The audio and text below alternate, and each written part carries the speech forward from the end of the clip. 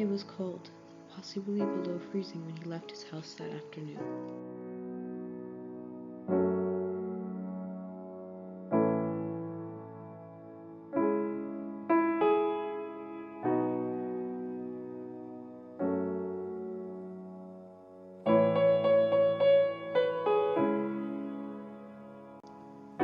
The waves were shallower, but still reaching, still grabbing.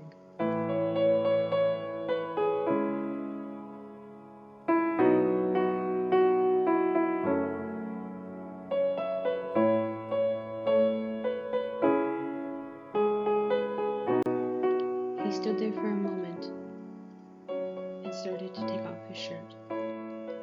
He stood on a patch of sand to remove the first one shoe, then the other.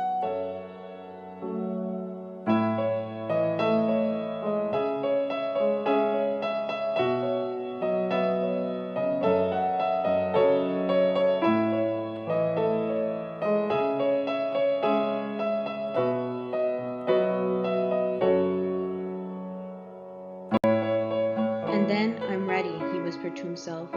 He found to his surprise, with a sudden upsurge of grief that nearly knocked him flat, that he was telling the truth. He was ready. He began walking toward the sea.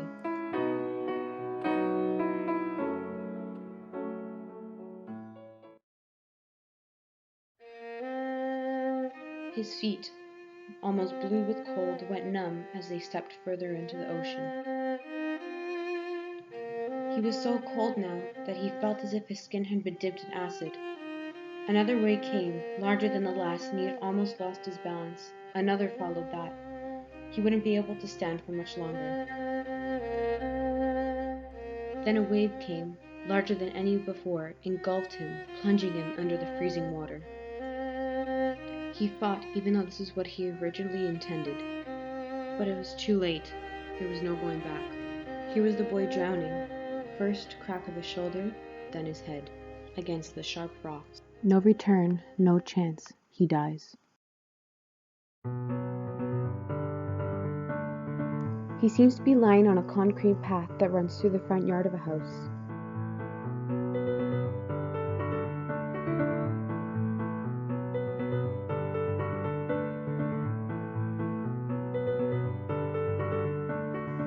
This is not his house. Is this a dream, he thinks?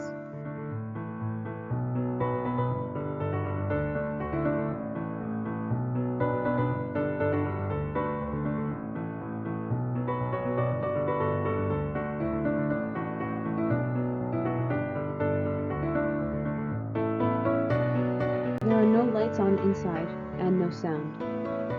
He pauses, noticing familiarity. He knows this place.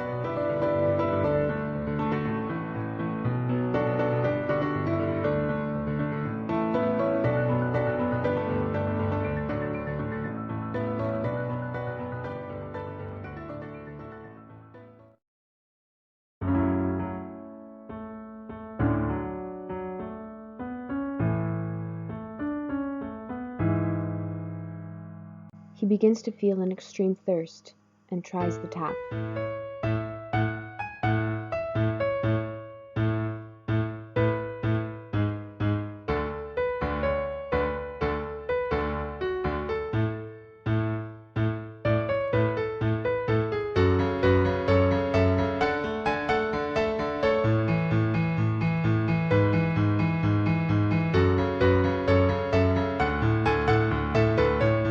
Feels like he hasn't eaten in days.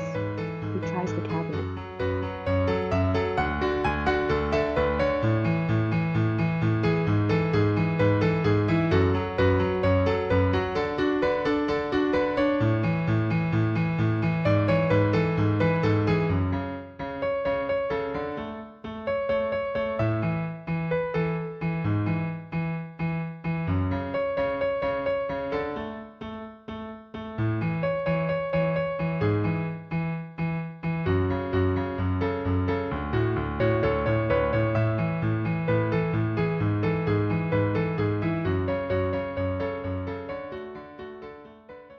He decides to explore with a growing feeling that something is not quite right about this place.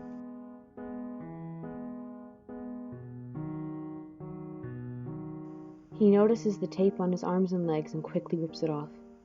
Seems to be some sort of conducting tape. He's confused and goes to look for answers.